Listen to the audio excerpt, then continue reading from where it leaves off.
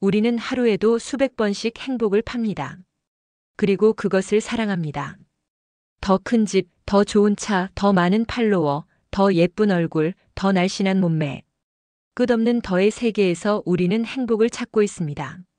하지만 정말 그곳에 행복이 있을까요? 인생은 고통에서 고통으로 오가는 진자운동과 같다. 독일 철학자 아르투르 쇼펜하우어의 이 말은 언뜻 비관적으로 들립니다. 하지만 그의 철학 속에는 역설적이게도 진정한 행복에 대한 깊은 통찰이 담겨 있습니다. 당신은 마지막으로 진정으로 행복했던 순간이 언제인지 기억하시나요? 그 순간의 본질은 무엇이었습니까? 그것은 획득이었나요? 아니면 해방이었나요?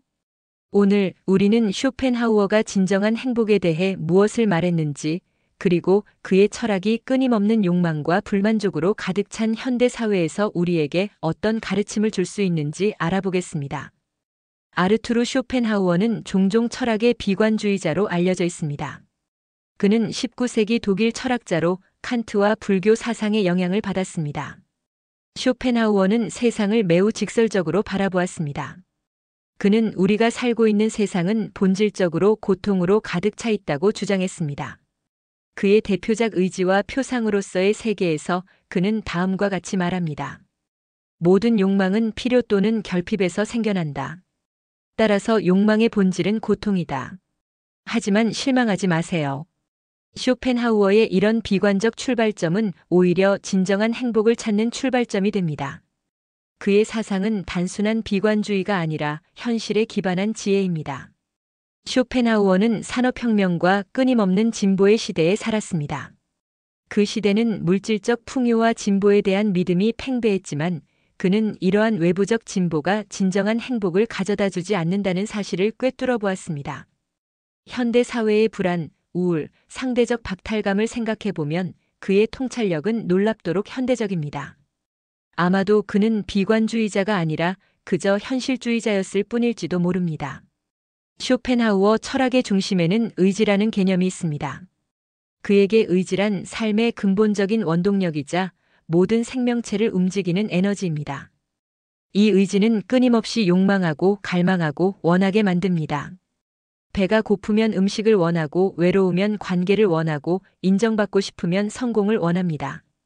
하지만 여기서 중요한 역설이 등장합니다. 쇼펜하우어에 따르면 우리가 원하는 것을 얻으면 잠시 만족을 느끼지만 그것은 오래가지 않습니다. 곧 새로운 욕망이 생겨나고 다시 불만족 상태로 돌아갑니다. 그는 이것을 진자 운동에 비유했습니다. 우리의 삶은 고통 욕망과 권태 욕망 충족 후의 공허함 사이를 오가는 진자와 같다는 것이죠. 인간은 고통과 권태 사이를 진자처럼 오간다. 우리는 욕망을 충족시키면 잠시 만족을 느끼지만 곧 지루함이 찾아오고 새로운 욕망이 생겨 다시 고통을 느낀다. 이런 관점에서 보면 현대 소비주의 사회는 쇼펜하우어의 통찰을 완벽하게 증명합니다. 우리는 끊임없이 새로운 것을 구매하고 새로운 경험을 추구하지만 그 만족감은 놀랍도록 짧습니다. 특히 소셜미디어 시대에는 이런 현상이 더욱 두드러집니다.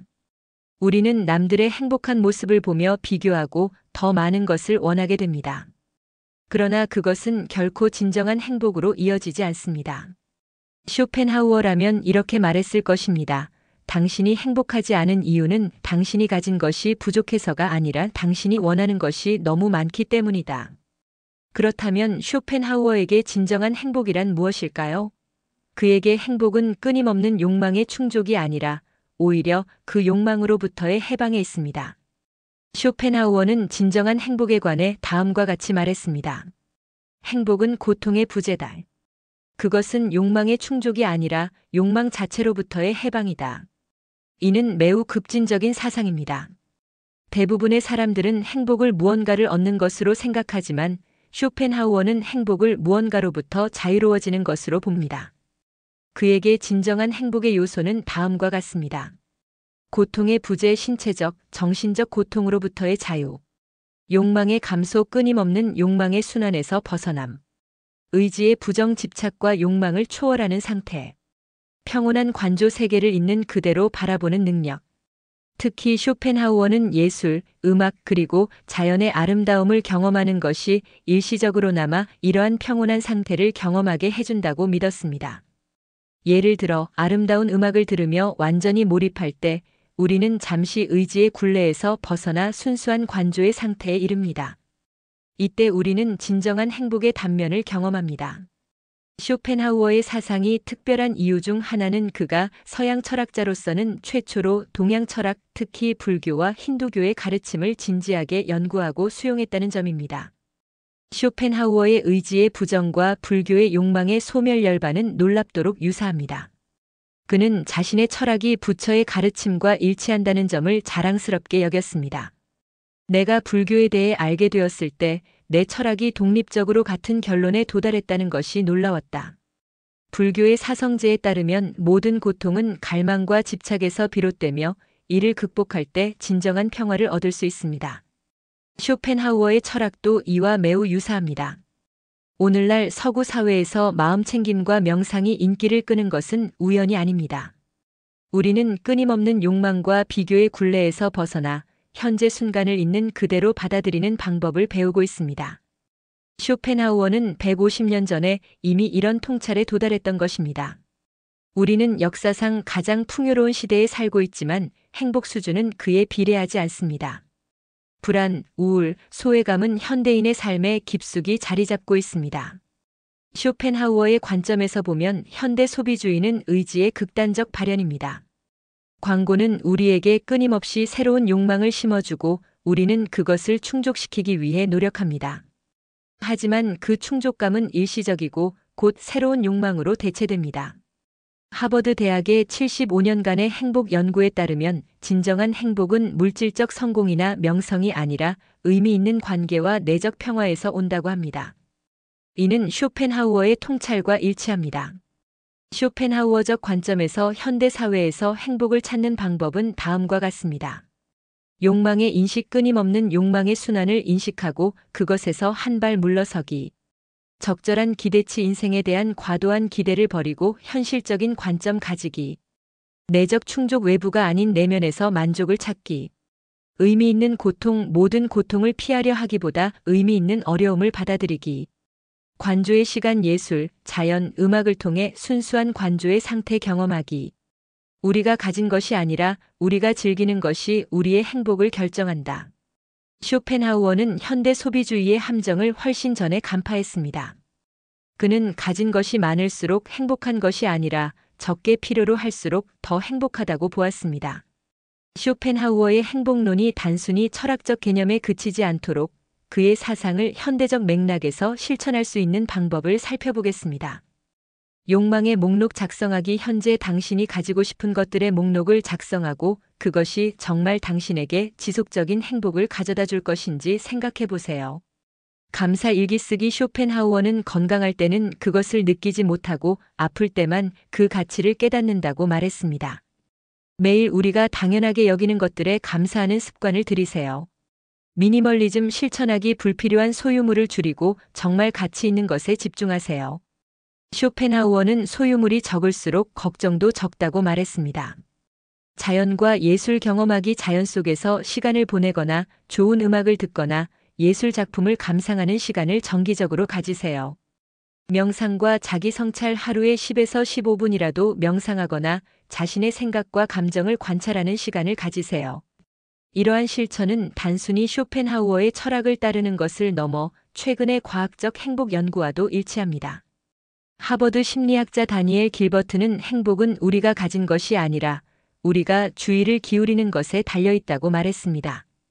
인생에서 가장 아름다운 순간들은 우리가 무언가를 얻었을 때가 아니라 우리가 현재 순간에 완전히 몰입했을 때이다. 쇼펜하우어는 인생의 의미가 단순히 행복을 추구하는 것이 아니라 고통 속에서도 의미를 발견하는 것이라고 믿었습니다. 이는 빅터 프랭클의 의미 치료와도 연결되는 사상입니다. 쇼펜하우어의 행복론은 단순히 고대의 철학적 사상이 아닙니다. 그것은 현대 심리학, 신경과학, 행복 연구와 놀랍도록 일치합니다. 최근 연구에 따르면 물질적 소유보다 경험이, 경쟁보다 협력이, 비교보다 감사가 더 지속적인 행복을 가져다 준다고 합니다. 또한 명상과 마음 챙김이 행복과 웰빙에 긍정적인 영향을 미친다는 연구 결과도 있습니다. 쇼펜하우어의 가르침을 현대적 맥락에서 재해석하면 진정한 행복이란: 첫째, 외부 조건에 의존하지 않는 내적 상태. 둘째, 끊임없는 욕망의 충족이 아닌 현재 순간의 충만함. 셋째, 소유가 아닌 경험과 의미에서 오는 기쁨. 넷째, 경쟁과 비교가 아닌 수용과 감사의 태도입니다. 우리는 항상 더 나은 상황을 꿈꾸지만 종종 현재 상황이 얼마나 좋은지를 깨닫지 못한다. 쇼펜하우어는 비관주의자로 알려져 있지만 그의 철학은 오히려 우리에게 현실적인 희망을 제시합니다. 그것은 끊임없는 욕망과 비교의 굴레에서 벗어나 지금 이 순간을 충만하게 경험하는 방법을 알려줍니다. 쇼펜하우어의 행복론은 역설적입니다. 그는 세상이 본질적으로 고통으로 가득 차 있다고 보았지만 바로 그 인식이 우리를 진정한 행복으로 이끈다고 믿었습니다. 그의 메시지는 분명합니다. 진정한 행복은 더 많이 가지거나 더 많이 이루는 것이 아니라 욕망의 굴레에서 벗어나 현재 순간을 충만하게 경험하는 것입니다. 행복은 우리가 원하는 것을 얻는 데 있지 않고 우리가 가진 것을 즐기는 데 있다. 오늘날 끊임없는 소비와 비교의 문화 속에서 쇼펜하우어의 이 단순하면서도 강력한 메시지는 그 어느 때보다 중요합니다. 당신의 행복이 외부 조건이 아닌 내면의 평화와 충만함에서 비롯되기를 바랍니다. 다음 영상에서 또 만나요.